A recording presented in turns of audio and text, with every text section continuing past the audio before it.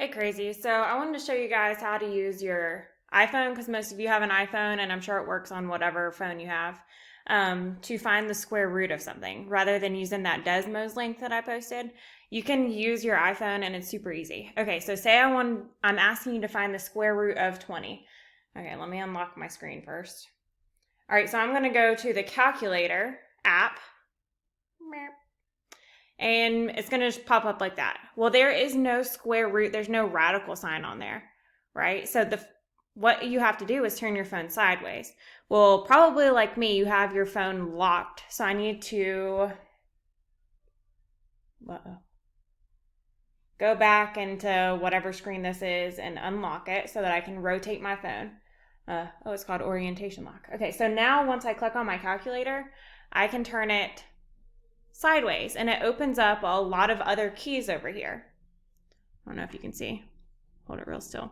So it opens up all those keys. Now the key that I want to hit is the radical symbol, and it actually has the index showing. See if you can get to that point. I got messages popping up. Cool. It's right here. I did it without looking. But it's got the index of 2 and the square root and an x. So you have to hit that first before you can type in any number. So I already hit it. So now I'm going to type in 2, 0 and hit equals. And there's my answer. Yay. And notice how it's a weird decimal number. Well, even though it ends with 5, it doesn't really end at 5. It's going to go on forever and ever and ever and all eternity.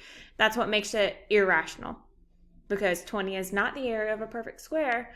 So 4.72135 95 and so on and so forth will continue on forever and it will never repeat. Okay, I hope that helps. Bye. Maybe not bye. Let's try this one more time because I like to talk. Okay, so back to here.